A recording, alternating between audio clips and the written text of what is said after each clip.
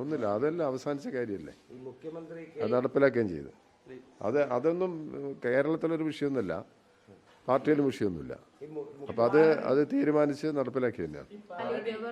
ഗവർണറും മുഖ്യമന്ത്രിയും നേരത്തെ എതിർപ്പ് ഉന്നയിച്ചവരെ വീണ്ടും നിയമിക്കുമ്പോൾ അതൊരു ഒത്തുതീർപ്പിന്റെ ഭാഗമാണ്. അല്ല, ഇത് ഞാൻ ഇന്നലെ എന്നോട് ചോദിച്ചപ്പോൾ ഞാൻ പറഞ്ഞിട്ടുണ്ടല്ലോ, നിങ്ങളുണ്ടോന്ന് എനിക്കറിയില്ല.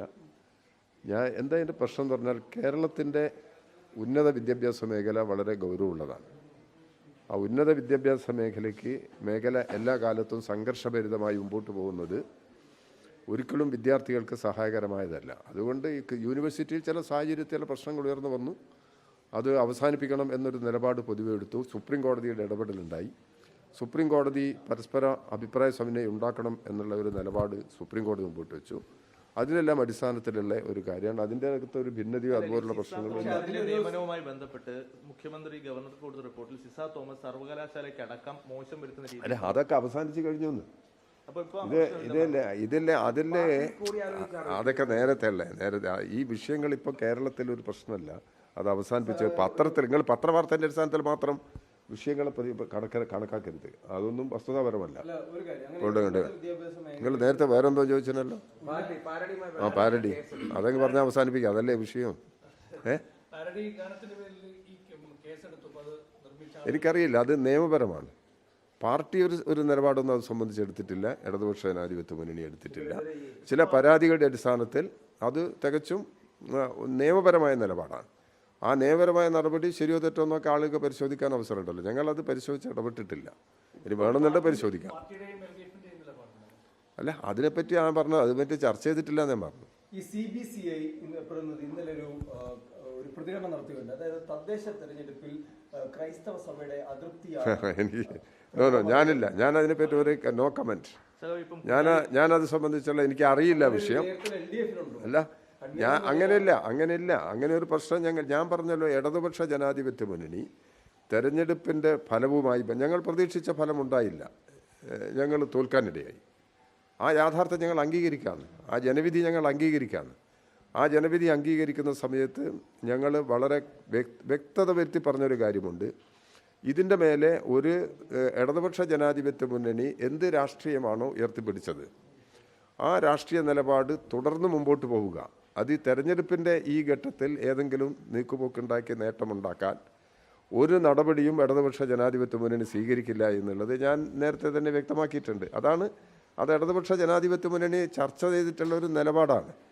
അപ്പം ഇത് അങ്ങനെ ഒരു വിഷയങ്ങളൊന്നും ഇതിനകത്ത് മറ്റു രീതിയിൽ വരുന്നില്ല. ഞാൻ ഇന്നലെ പറഞ്ഞിട്ടുണ്ടല്ലോ, ക്രൈസ്തവ വിഭാഗം അതാണ് എന്നോട് മറന്നുപോയി. അല്ല, ഇതൊക്കെ ഒരു മിനിറ്റ്. അതിലെന്താ പ്രശ്നം എന്ന് പറഞ്ഞാൽ, ഞങ്ങൾ തെരഞ്ഞെടുപ്പിൻ്റെ ഫലവുമായി ബന്ധപ്പെട്ട് ഒരു അവസാന കൺക്ലൂഷനിലെത്തി കഴിഞ്ഞിട്ടില്ല. ഓരോ പാർട്ടിക്കകത്തും ചർച്ച ചെയ്തുകൊണ്ടിരിക്കുകയാണ്. ആ ചർച്ചയുടെ അടിസ്ഥാനത്തിൽ ഈ നമ്മളെ ഈ ജനുവരി ഫസ്റ്റ് വീക്കിൽ ഇടതുപക്ഷ ജനാധിപത്യ മുന്നണി യോഗം ചേർന്ന് ഇത് സംബന്ധിച്ചുള്ള നിലപാട് വ്യക്തമാക്കും. ആരെങ്കിലും ഒരാളൊന്നും വരും, ഒരാൾ ഇവിടുത്തെ സ്റ്റാഫ് ആരെങ്കിലും ഒന്ന്. എൻ്റെ 202 എൻ്റെ ഒരു വാച്ച് ഉണ്ട് അവിടെ വെച്ച് മറന്നു. 202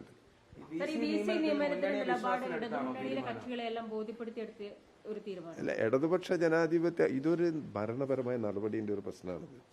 ഭരണപരമായ നടപടിൻ്റെ പ്രശ്നമായതുകൊണ്ട് അത് ആ അർത്ഥത്തിലുള്ള ചില നിലപാടുകൾ ചില സമയത്ത് എടുക്കേണ്ടി, ഇത് ഒരു ദിവസം പോലും നീട്ടിവെക്കാൻ കഴിയാത്ത ചില സാഹചര്യങ്ങളൊക്കെ ചില പ്രശ്നങ്ങളിൽ വരും. അങ്ങനെയുള്ള ഘട്ടത്തിൽ തീരുമാനമെടുത്തിട്ടുണ്ട്. ആ തീരുമാനത്തിൻ്റെ അടിസ്ഥാനത്തിൽ വേറെ ഭിന്നതയും പ്രശ്നങ്ങളൊന്നും കേരളത്തിലുണ്ടോ എനിക്കറിയില്ല. ഞാൻ ഇനിയിപ്പോൾ വന്നതിന് ശേഷം എന്താ പ്രശ്നമുണ്ടോ എന്ന് അറിയില്ല, നോക്കിയിട്ടല്ലേ. സുപ്രീം കോടതി തന്നെ പറഞ്ഞിട്ടുണ്ട് ഇതൊരു അഭിപ്രായ സമന്വയത്തിലേക്ക് പോകണമെന്നുള്ളത്. അതിന്റെ അടിസ്ഥാനത്തിൽ നിലപാടുകളാണ് എടുത്തിട്ടുള്ളത്. അനിൽകുമാറിനെ മാറ്റിയതിൽ പ്രതികരണമുണ്ട്. അനിൽകുമാറിനെ അദ്ദേഹത്തിന്റെ DB കോളേജിലേക്ക് ഭാരതാംബ വിഭാഗത്തിലേക്ക് കേരള സർവകലാശാല രജിസ്റ്റർ എനിക്കറിയില്ല. ഞാൻ കേരളത്തിൽ നിന്ന് വന്നതിന് ശേഷമുള്ള സ്ഥിതി എന്താണെന്നുള്ളത് എനിക്കറിയില്ല. അത് പോയി അന്വേഷിച്ചതിന് ശേഷമേ പറയാൻ പറ്റും. ഇല്ല, അത് ഞങ്ങൾക്ക് ബാധകമല്ല. ഞങ്ങൾ മതനിരപേക്ഷ നിലപാടാണ് സ്വീകരിച്ചത്. ഈ അഭിപ്രായത്തോടൊന്നും ഇടതുപക്ഷ ജനാധിപത്യ മുന്നണിക്ക് യോജിപ്പില്ല. ഇടതുപക്ഷ ജനാധിപത്യത്തിന് വേണ്ടി ഉയർത്തിപ്പിടിച്ച മതനിരപേക്ഷ നിലപാട് തുടർന്ന് മുമ്പോട്ട് കൊണ്ടുപോകും. അതിൽ ഒരു മാറ്റവും വരുത്തേണ്ടുന്ന പ്രശ്നം ഇതിനകത്തില്ല. തെരഞ്ഞെടുപ്പിൻ്റെ വിധിയിലും ഞങ്ങൾ എടുക്കുന്ന നിലപാടിൽ ഈ മതനിരപേക്ഷതയുമായി ബന്ധപ്പെട്ട നിലപാടിൽ എന്തെങ്കിലും ഒരു മാറ്റം വരുത്തണമെന്ന പ്രശ്നങ്ങളൊന്നും വന്നിട്ടില്ല. അതിൻ്റെ ഇടയ്ക്കുള്ള ചില സംഭവങ്ങളും വിഷയങ്ങളും ഒക്കെ വെച്ചുകൊണ്ട് ഇതിനെ കണക്ട് ചെയ്ത് ഇടതുപക്ഷ ജനാധിപത്യ മുന്നണിക്കെതിരായിട്ട് ദുരാരോപണങ്ങൾ ഉന്നയിക്കുക. അത് അടിസ്ഥാനം. ശബരിമല മതി.